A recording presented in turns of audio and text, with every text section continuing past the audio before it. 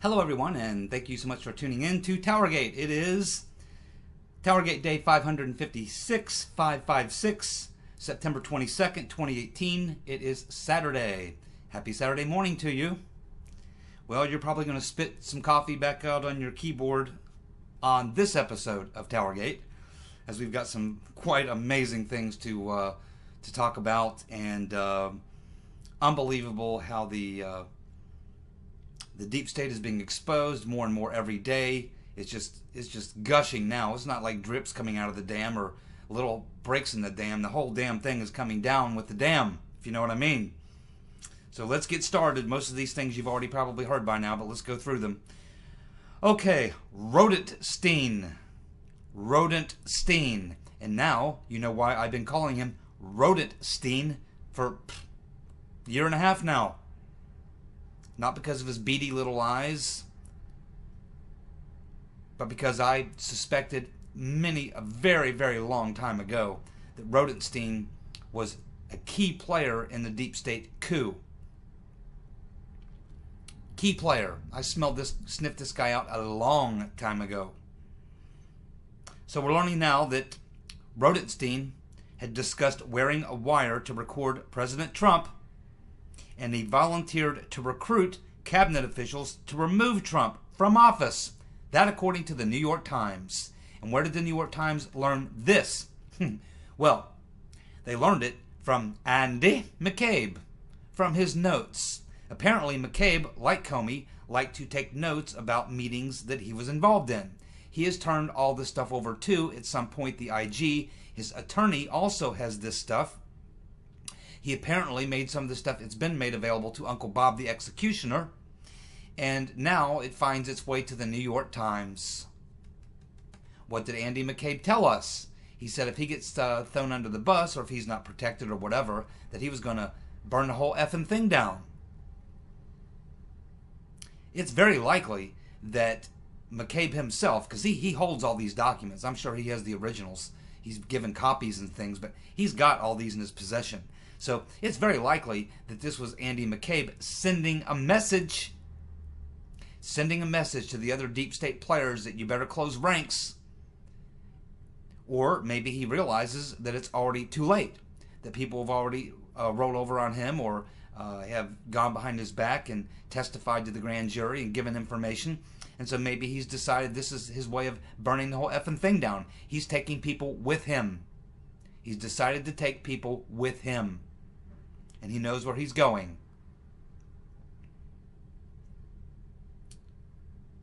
Or someone on Uncle Bob's team leaked it, but I don't know how they would benefit from this. I mean, I don't know who benefits from this. Who benefits from leaking this to the New York Times? I think that McCabe was counting on Rodenstein to cover his butt. And maybe he feels at this point that Rodenstein has not covered his butt, and that's how he ended up with a grand jury. And so maybe this is because it's targeted to Rodenstein. Who would be targeting Rodenstein? I would think McCabe. McCabe is the one who would have this information. It's his notes. And he's currently being grilled by a grand jury. People are being called in to testify to provide evidence to be used against him in a hearing, in a criminal indictment. Multiple criminal indictments in his case, because he was involved in so many things. So my best guess about where this came from is probably Andy McCabe himself. Maybe his lawyer leaked it. Maybe somehow someone got access to it within the DOJ and they leaked it. But this is very damaging to Rodenstein. Who would want to damage Rodenstein? Well, everybody else right now, he appears to be covering their butts, or trying his best to, including his own. But maybe they have decided to hopefully serve up McCabe, hoping that, well, if we serve up McCabe, maybe that will be enough. Maybe if we serve up McCabe and maybe a few other people around him, under him or something, maybe that's enough to save our skin. McCabe's going down. Maybe we'll give him Strzok and McCabe, and the rest of us will weasel out of this thing. And so it looks like that's what it looks like to me that's going on here. It looks like McCabe probably believes that Rodenstein's decided to let him be the fall guy, and this is McCabe's way of telling Rodenstein, you know, back at you, bro. That's my best guess. I don't know. I'm guessing at this point. But I'm not guessing about the New York Times article. This is exactly what's in the New York Times article, is that Rodenstein discussed wearing a wire to record President Trump and volunteered to recruit cabinet officials to remove Trump from office. Now there's another person who apparently was in. This has been corroborated, by the way, by other people. They don't name them. And they said one of the people said that they thought maybe he was joking. But other people have said, nah, he wasn't joking, because he went on further to talk about it with other people about possibly doing these things. And there's more, such as this. Rodenstein made remarks after Comey's firing. Several other people have confirmed this. Documents provided by McCabe also told McCabe he could persuade Jeff Sessions. This is Rodenstein suggesting to Andy McCabe that he could persuade Jeff Sessions and John Kelly to invoke the 25th Amendment.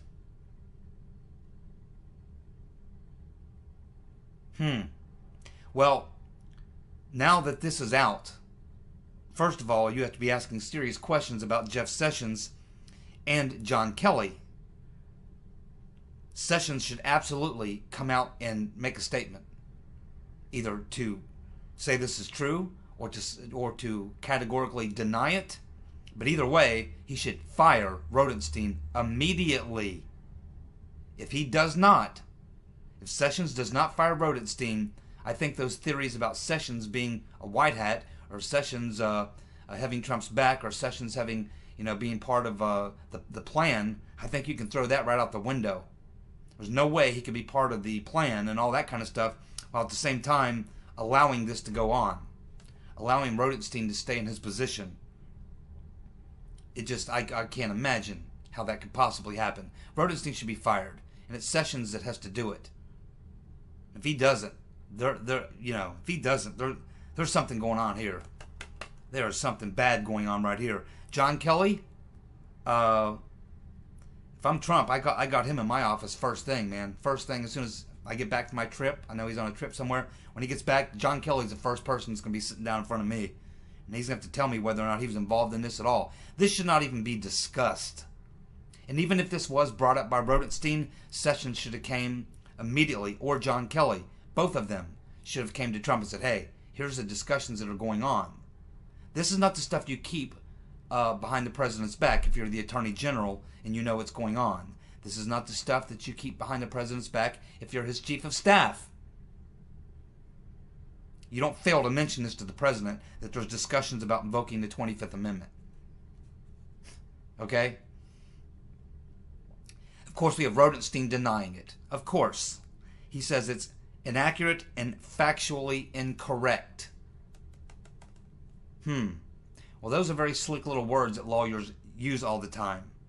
Very, very slick words that lawyers use. You hear them all the time. Inaccurate and factually incorrect. I don't believe a word of it. And Rosenstein's lying his ass off.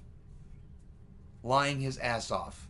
He should be gone immediately for even having the thought of a 25th Amendment, or suggesting he would wear a wire, or would ask other people to wear a wire. Running a sting on the head of the executive branch, your boss, the President of the United States, having someone wear a wire, the 25th Amendment. Sessions better fire Rodenstein, and he better do it damn quick. Trump says that this is on another subject. This is about the declassification in an interview that he gave with Hannity at the rally. So Trump says that there are 2 foreign allies have asked him not to declassify these documents. Trump says he will back off his declassification requests. He says allies said to him, quote, "Can we talk?" And he said, Well, it's not as simple as that. He says we do have to respect their wishes, but it's all coming out. So, okay, let's try to break this down. First of all, why am I not terribly upset? Okay, let's go through this. But first of all, let me tell you, I think we all know who those two foreign intelligence friends are. Obviously the UK and almost certainly Australia, because they were the two foreign countries that sponsored spies to help take down Trump in the coup. So now Trump understands that these two foreign enemies claiming to be friends are horrified. They're calling him and saying, can we talk about this? Yeah, we can talk about it, all right. Oh, we're going to talk about it. You bet we're going to talk about it. So why am I not bummed out about this? Well, because it's the other part of the story, which is that Trump has now just given himself unbelievable amounts of leverage. And is there anybody on this planet you can think of that uses leverage better than Trump? Nobody. He has now got them by the short hairs, both the UK and Australia. Got them by the short hairs. Anytime he can declassify this information and do serious damage to these individuals who are part of this. And he knows it. And he's going to make sure they know it. He's going to get everything he wants from them, both Australia and the UK. Also the DOJ and the FBI, because they're also asking him not to declassify some of this stuff because of what it could expose about them and the intelligence agencies. So now Trump has a major piece of leverage to use against his enemies. And how will he use it? You better believe he's going to use it very well. And he's also stated that right off the top, here's what he wants. Well, what's he want? He wants the Mueller investigation to end. And he wants it to end clean, without any accusations toward him. That's the first thing he wants. That's what he wants. And who can control that? The DOJ. And who does he have by the short hairs right now? The DOJ and the FBI. What else would he like? Well, he says that he wants the Inspector General report, Horowitz, on the FISA abuse and on the shenanigans that went on at the FBI and DOJ. He wants that report out before the midterms. And I guess he'll talk to them foreign allies about what they're willing to give up for him not to disclose on them. Now, what's Trump going to do? You know what he's going to do? He's going to use this leverage to get what he wants out of them. Mainly, the number one thing, to end the Mueller investigation clean, to get that Horowitz's report out before the midterms. And what he wants from the UK and Australia, I don't know, but I'm sure he'll think of something. And he's going to use it against them for the rest of his presidency if he wants to. And at any time, he'll declassify it. But he knows, as he said also in the interview with Sean Hannity, it's all coming out anyway. And it will. It will come out in the months to come after the midterms, as the grand juries are seated, as witness testimony is taken, as the investigation carries on, as the hearings and trials and things go on. All the stuff will eventually come out. So he's buying these people some time so that they can maneuver themselves in the proper position and get certain people out before they cause embarrassment. He's basically giving them a little time, is all he's giving them. And you can better believe that once he has gotten what he wants from them, once he's gotten the Mueller investigation wrapped up and out of the way before the midterms with no negative report on him, once he's gotten the Horowitz to come out and drop the FISA stuff and other shenanigans he was investigating, and he's kind of kicking it back to Horowitz in a way to let Horowitz have a say as to whether or not anything that might be declassified might, cause a problem with his investigation. So he's throwing a little bit toward Horowitz. And what he's demanding is that Horowitz actually not sugarcoat it and give us a watered-down report. He wants the truth, but they want it to come from Horowitz. So he's just given himself a tremendous amount of leverage. He knows it's all going to come out anyway, and he knows that after the midterms, what he really wants, he wants to use this as leverage to end the Mueller investigation. That's what he really wants. And then to have this card to play against these so-called friends, foreign friends, who are not really friends at all, and he knows that. He's not that stupid. So he's going to use this as leverage to get what he wants right now, knowing good and well that after the midterms and once all this stuff starts coming out, this is all going to come out anyway. So all he's doing is giving them a little bit of time to buy some time, because he knows, and they know, that if he declassifies and releases everything, a lot of people are facing serious criminal liability immediately, including Uncle Bob the Executioner. So now Trump has showed a little bit of his hand, what he's willing to do. He now has a major, serious amounts of leverage to use against them, and he's got them by the short hairs. And now he's going to lead them around by the short hairs and get them to do what he wants them to do, with all of them ultimately knowing that this is all coming out eventually. He's going to win, and he's going to win big on this deal. He's holding major, major leverage. And that's why I'm not particularly upset. I expect it will be after the midterms before we get all this stuff anyway. Plus, he's just going to have fun playing these people, marching them around, and he's almost going to guarantee that he and the Republicans do very well, because he can also leverage this against Democrats. He can leverage this against the media. He can leverage this against anybody he wants who is part of the plot. And all of them people were. The FBI, the DOJ, the intel community, the media, the Democrats. He's got them by the short hairs. And he's going to tell them how he wants them to behave. And if they don't, he'll go ahead and declassify it and drop it right now. He can do it now, he can do it later. He can play it for leverage, or he can just use it as a political sledgehammer right now. He can do whatever he wants. He's holding the Trump card, you might say. Unbelievable. We're also learning that Uncle Bob the Executioner took dozens of phone calls and private meetings with reporters via his spokesperson, or his sort of media liaison, this guy Peter Carr. So this guy Peter Carr, who works for the Mueller investigation, we now learn has taken dozens of phone calls and private meetings with reporters. Not something you're supposed to be doing when you're a special counsel running an investigation. This is how they've been facilitating all those leaks.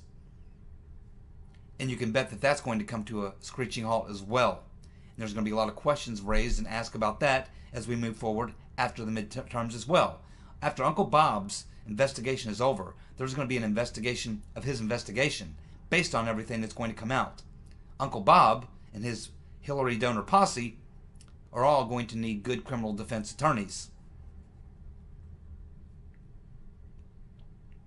Unless Trump has Uncle Bob in his office begging on his hands and knees for Trump not to take him out. Because after all, Trump's got the leverage now. Well, well, well. We are learning an awful lot more as the days go on about this accuser of Judge Kavanaugh.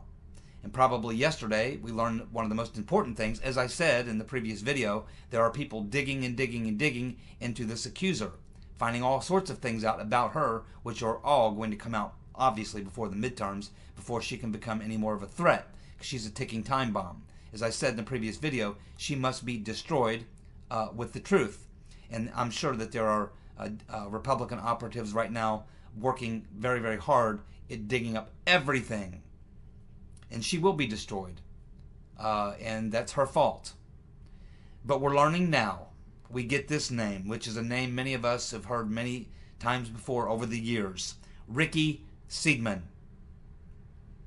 S-E-I-D-M-A-N, Ricky Seidman. Very, very well-known name amongst Democrats, or if you've been following politics for very long, as I have, you've heard her name come up, and it comes up always whenever you're talking about Democratic plots, Democratic scandals, particularly as it relates to Supreme Court judges. So Ricky Seidman, who is an advisor to the Kavanaugh accuser, they now have found a phone call where she laid out the strategy to defeat Kavanaugh. This conversation, she said, quote, "Over the coming days and weeks, there will be a strategy that will emerge, and I think it's possible that the strategy might ultimately defeat the nominee." That would be Judge Kavanaugh. This phone call took place at the end of July at just about the exact same time that the letter was sent to, turn in your guns, Mr. and Mrs. America, Feinstein. The phone call and the letter to Feinstein took place about the same time. Now, this woman, who we, of course, know, she's pretty sure she's a lesbian, would be my guess. Her name has come out over the years many times, again, mostly associated with Supreme Court people. But she has worked in the Obama administration. She worked in the Clinton administration. She worked for Joe Biden. She worked for the Democrats in getting Sotomayor on the court. She worked against Robert Bork. She worked against Clarence Thomas and now Kavanaugh. She also worked for Ted Kennedy. She helped prep Anita Hill. And she was the one who the Anita Hill story actually got leaked to, which began the Anita Hill hearings. She's been a Democratic fixer, operative, for years and years and years. Many of us know her name pops up almost every time you have a Supreme Court nomination. Her name has popped up over the years in various scandals. She's a lot like Mark Elias. She's a Democratic operative lawyer and fixer. And whenever there's dirty politics being played on the Democrat side, usually her, Mark Elias, Blumenthal, these are the names that always pop up. So she's a very well-known figure. And just knowing that she is in any way, shape, or form involved in this tells you everything that you need to know. She's a player. She's like the Roger Stone of the Democratic Party. She's a dirty trickster, like Mr. Elias. And Mr. Bauman, let's not forget about him. It's exactly who she is. And the very fact that she's associated and is an advisor to the accuser of Kavanaugh tells you everything you need to know. So, when they're talking about the Democrats, we need witnesses. We need to bring forth witnesses. There's witnesses that need to be interviewed. Oh yes, there certainly are. Oh yeah, there's witnesses that need to be interviewed. And one of the very first ones I would interview after I interview her, well, first of all, I'd definitely be asking her about how she came to know Ricky Seidman, how long she has known her, what contacts she has had with her, what they have discussed, and you can bet that people on Grassley's committee are going to be asking about that now that they know about this woman, now that they know about her, because they know all about her. Believe me, they know all about her. So now she's going to be questioned about this woman for sure. In fact, they'll probably ask more questions about this woman than they will about anything else. This is the beginning of the end for her right here. Because when you're connected to this woman, you're connected to the Democratic National Committee. You're connected to the Democratic fixers. You're connected to Democratic money. You're connected to all those people because that's who she represents. That's who she represents. She is an attack dog and a dirty trickster for high-powered Democrats, big donors, the party, and people like Clinton and all the rest. That's who she is. That's exactly who she is. When you got her in the game, when she's in the game, you're connected to everything that's ugly with the Democratic Party and all the ugly people associated with it, like Clinton, Obama, and all the rest. So now this is pretty much the beginning of the end for her. And I am pretty certain that she will be one of the people that they want to interview. So they're going to want to ask the accuser about everything she knows about this woman, Miss Seidman, and they're also going to want to have Miss Seidman there herself. Or they're certainly going to write her a letter and ask her to send them back a letter telling everything that she knows about this case and about this accuser, how she came about contacting her, when she contacted her, when she learned about it, how she learned about it, what sort of things she's doing for this accuser. So there you go. You know, just as I said, if you dig in, you're going to find that there are powerful Democratic forces behind this plot. And that's what this is. It's a big plot. Just like all the other plots. And this one here is going to fail just like all the rest. And this should just about do her in. In fact, because right now the latest word is that she wanted to have this hearing on Thursday because if the hearing's on Thursday, they wouldn't be able to vote for a couple days, and that would mean Kavanaugh would not be able to take part in the first session for the new year when the judges start looking at cases. Kavanaugh wouldn't have been confirmed in time, and by having it on Thursday, it would have pushed him out. So Grassley said, nah, ain't gonna happen. We're gonna do it on Wednesday. That way we can make sure we get Kavanaugh confirmed so that he can participate in all the upcoming issues the Supreme Court will be dealing with right away. So Grassley shot that down. He also shot down the idea that Kavanaugh had to go first. Nah, Kavanaugh doesn't go first. You go first, and then Kavanaugh. That's the way things work. He's also said, nah, it's not just going to be people in the Senate. We are going to have lawyers interviewing you, asking questions. And there will be at least one camera there. So Grassley didn't cave to really the demands. He gave her an extra 2 days. Instead of Monday, he's given her to Wednesday. He did not give in to the demand of having Kavanaugh go first. He has not given in to the demand that no lawyers be able to question her. He hasn't given in to any of them demands at all. Grassley's basically saying, look, here's the way it is, take it or leave it. You show up on Wednesday, lawyers will interview you. You will be going before Kavanaugh, and there will be at least one camera. So that's the deal. She can take it or leave it. And McConnell has said that they're going to push through the nomination. They're going to have the vote on Thursday, come hell or high water, whether Democrats show up and vote or not. That's fine. They're going to have the vote. They're going to confirm him this week, period. So the Democrats are going to lose on this one.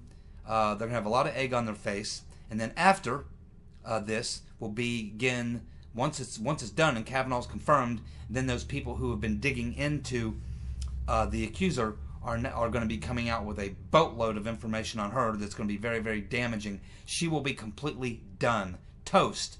Destroyed. Reputation completely destroyed within a couple weeks, long before we vote in the midterms. So she will not be able to be a weapon used against us on the night before the midterms, which is exactly what the Democrats will do. That's going to be all taken away. And another epic fail and another plot by the Democrats. That's what you're looking at. So now we know, just as I said, this was a plot, just like the Trump Tower meeting, just like the dossier, just like everything else that they do. It's the only thing that the Democrats can do is lie, cheat, and steal to gain power. Because no one in the right mind would vote for them. They know they're losing the blue-collar vote. They know they're losing the black vote. They know they're losing the women's vote. They know they're losing the Latino vote. They're losing in every single category. And they're desperate. This is the only thing that they can do now. And one thing that they've always been to rely on is that if they couldn't jam this stuff down our throat with legislation, because they couldn't control the Congress, they could always count on the judges, on the Supreme Court. Not anymore. Not anymore. So now they've been shut down in the Supreme Court. They've been shut down in the Congress. They could have been shut down much better if we had a real Speaker of the House and a real majority leader, but we don't. Hopefully we will after the midterms. It's hard to imagine the Democrats. I mean, you can understand why they're so crazy. I mean, they just keep losing. I mean, I've never seen a political party expend so much effort and energy and lose so badly. Day after day after day, issue after issue. I mean, they just keep losing and losing and losing and losing. And what they do is they continue to double down on the things that they've done, and they just scream louder, make more noise, and create more chaos, which only makes them look crazy. So in addition to having policies that not enough people can support to put them in power, they damage themselves any further by making themselves look crazy. I've never seen a political party melt down so quickly, and I've never seen a political party shoot their own self in the foot so badly, over and over again. You know, at some point they should have, if they had any sense in their head, they should have looked at the situation when they were losing all those seats when Obama was president. They should have seen the polls. They should have seen they were losing blue-collar workers. They should have seen they were losing women, which they really count on. They should have seen they were losing blacks and other minorities. And they should have said, you know what? We need to fix this party. We've obviously veered way too far to the left to be relative in the states that we have to win in the Electoral College. We can't win national elections anymore. We've lost governorships. We've lost state houses. We just keep losing and losing and losing. Maybe we better change our policies. Maybe we better change our attitudes. Maybe we better change our politics. But they have not. They have doubled, tripled, and quadrupled down on their losing circumstances, the things that brought them the circumstances that they currently have right now. And they just continue to double, triple, and quadruple down on it. They're a party that's insane, have lost their minds, and it will take years to repair that party, many, many years.